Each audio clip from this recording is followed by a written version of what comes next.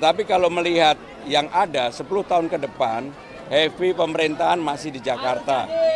Ya, hari ini FBR menandatangani komitmen kerjasama ketahanan budaya di Jakarta, terutama berkaitan dengan amanah dari pasal 31 Undang-Undang Nomor 2 Tahun 2024 tentang Daerah Khusus Jakarta, di mana di dalamnya ada frase lembaga adat dan kemajuan kebudayaan Betawi.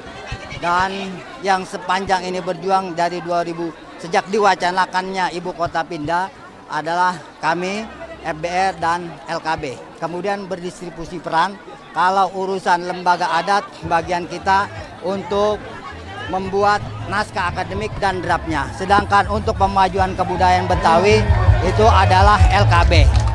Jadi hari ini saya mempercayakan itu kepada Mas Bram dan Bang Dul karena kami yakin beliau akan menang. Sehingga aspirasi masyarakat Betawi bisa diwujudkan. Terima kasih. Jadi apa yang disampaikan oleh Ketua EBR, Imam Besar EBR, kami sudah menerima, dan apa yang menjadi naskah akademik dan juga lembaga adat maupun kebudayaan Betawi, kami akan tindak lanjuti. Insya Allah kalau amanah itu kami dapatkan, dan kami meyakini pasti itu membawa kebaikan bagi masyarakat Betawi yang ada di Jakarta, apalagi Jakarta bukan lagi sebagai ibu kota, tetapi sebagai kota global dan pusat perekonomian nasional. Maka dengan itu Pak Kiai, kami, saya dan Bang Dul, mudah-mudahan insya Allah akan bisa mewujudkan apa yang tertulis dalam naskah akademik tersebut. Keputusan khusus Presiden untuk kerjasama internasional IKN bilang kalau Jakarta ini masih akan ibu kota beberapa tahun ke depan. Gimana dengan status DKJ? Jadi memang tergantung kepada perpres yang nanti apakah ditandatangani oleh Presiden terpilih, dalam hal ini Pak Prabowo. Tetapi kalau melihat yang ada 10 tahun ke depan, heavy pemerintahan masih di Jakarta. Karena belum ada kementerian lembaga yang dibangun di IKN maupun kantor misalnya lah DPR, DPD, MPR, bahkan kantor-kantor partai politik pun pusatnya belum ada satupun yang ada di IKN. Ini menunjukkan bahwa heavy pemerintahan masih ada di Jakarta sampai dengan 5 atau 10 tahun ke depan. Mas, kenapa sih tadi sampai berlinang air mata nih? Saya akan minta izin kepada Pak Gubernur untuk lembaga adat Betawi ini, saya wakil gubernur akan mengawal secara khusus. Saya akan wujudkan. Ini dialog saya dengan almarhum Benyamin.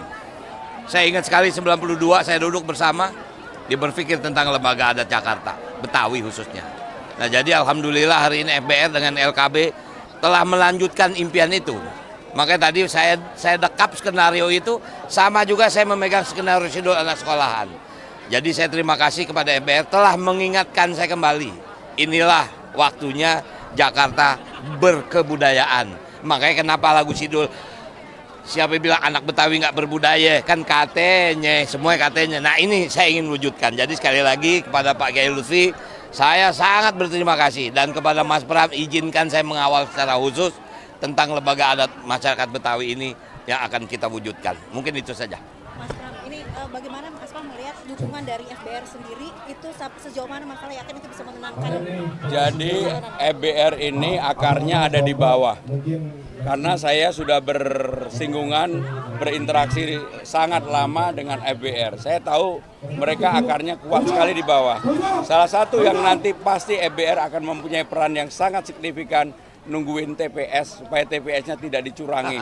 Dan itu yang bisa melakukan adalah FBR. Jadi konkret ya. Mas Pram, kan ini Ketua Kamar Dagang dan Industri menganggap bahwa job fair di setiap kecamatan itu sulit untuk direalisasikan di tengah banyaknya perusahaan yang melakukan PHK. Ini Kamar Dagang yang mana? Ini aku baca. Pokoknya intinya sulit untuk direalisasikan. Ya pokoknya intinya kami akan berusaha untuk merealisasikan. Jakarta perlu temuan-temuan baru, cara-cara baru untuk merekrut orang untuk bisa bekerja. Termasuk pelatihan di kecamatan, balai latihan kerja itu betul-betul kami lakukan dan bersertifikasi. Karena kalau itu pasti bisa, dan kerjasama juga dengan agen-agen asing juga nggak apa-apa supaya mereka bisa bekerja di luar negeri gitu. Akan kami lakukan. Oke, ya, makasih ya. Ya seperti biasa penyaluran bekerja sama dengan ini ya. Ya makasih ya. Terima kasih. Sekaligus mungkin kesempatan ini saya ingin ucapan terima kasih kepada semua saudara saya yang ada di Jakarta. Sekarang Betawi mendukung, alhamdulillah kemarin NTT juga, Bali sudah, Sunda silakan, mari kita nunggu. Saya ucapan terima kasih kepada masyarakat Jakarta atas dukungannya. Makasih. Dorongan yang luar biasa pada hari ini diberikan kepada saya dan Bang Dul. Saya dan Bang Dul dengan dukungan penuh dari FBR ini, saya yakin, hakul yakin kami akan menang dalam pertarungan. Amin. Betawi, Jakarta, FBR, Pramono Dul. Itulah yang luar biasa yang saya dapatkan energi ini pada pagi hari ini. Saudara-saudara sekalian, apa yang disampaikan oleh Ketua Umum FBR tadi mengenai naskah akademik tersebut, saya sebenarnya dalam sambutan saya sudah mempersiapkan diri. Dan insya Allah kalau saya dan Bang Dul jadi gubernur dan wakil gubernur, itu akan kami tindak lanjutin dan kami akan menempatkan FBR sebagai partner strategis pemerintah Jakarta. Bukan hanya seperti sekarang yang terjadi menjadi partner strategis, artinya kalau ada keputusan yang menyangkut bagaimana memajukan kebudayaan Betawi, warga Betawi, Jakarta, bukan hanya urusan Betawi, tetapi urusan lain, kami akan meminta masukan, saran, pendapat dari Forum Betawi Rembuk. Karena apa itu? Kartu Jakarta Pintar, Kartu Jakarta Sehat, Kartu Lansia, Jumantik, Dasawisma, PKK, Posyandu, RT RW, dan sebagainya. Itulah yang menjadi konsentrasi saya dan Bang Dul untuk diselesaikan dalam tahap awal. Maka dengan demikian, Pak Kiai, saya secara terbuka sudah mengatakan untuk RT RW kami berkonsentrasi penuh.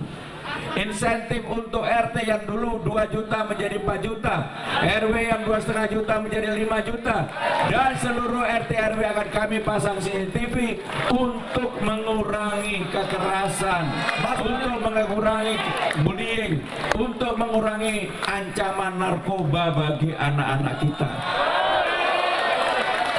Itulah yang akan kami lakukan. Pak Kiai, sekali lagi, saya ini sama beliau bukan orang yang kenal baru hari ini, saya kenal lama sekali. Bahkan dulu ketika Pilpres yang dulu pun saya sudah ketemu dengan Pak Kiai. Tetapi dulu saya orang di belakang panggung, sekarang harus ada di depan panggung. Dan sekarang orang yang bertarung, dan saya ini bertarung. Kalau ngomong Betawi, boleh dilihat di Instagram saya yang terbaru. Menantu saya 1000% Betawi asli. Saya barusan dikirimi bir pletok sama dodol Betawi. Dia melet saya supaya saya menjadi lengket sama calon menantu saya ini. Tetapi kalau jadi gubernur, saya tidak keberatan kalau diusulkan menjadi Bang Pram. Kalau menjadi gubernur, karena supaya mempunyai kedekatan, kelekatan sama kultur budaya Betawi ini. Tetapi kalau masih maju, yang sebelumnya Mas, sebelumnya Cak, sebelumnya Kang, tiba-tiba mau merubah menjadi Bang, udahlah, itu dalam rangka untuk pilgub. Maka saya, kalau sudah terpilih, saya bilang sama Bang Dul, Bang, kalau sudah terpilih saya mau dipanggil Bang Pramono atau Bang Pram.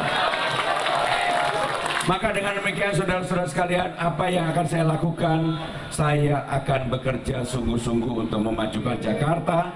Dengan pengalaman panjang saya 25 tahun di pemerintahan, 2 kali menjadi menteri, pernah jadi sekretaris Presiden Megawati, pernah menjadi pimpinan DPR, 4 kali menjadi anggota DPR, pengalaman itu panjang sekali. Maka saya sekarang ini begitu turun di bawah, apa yang saya dengar adalah keluh kesah yang itu nantinya akan kami selesaikan. Saya tidak akan iming-iming dengan sesuatu yang besar yang pasti tidak bisa untuk dilakukan.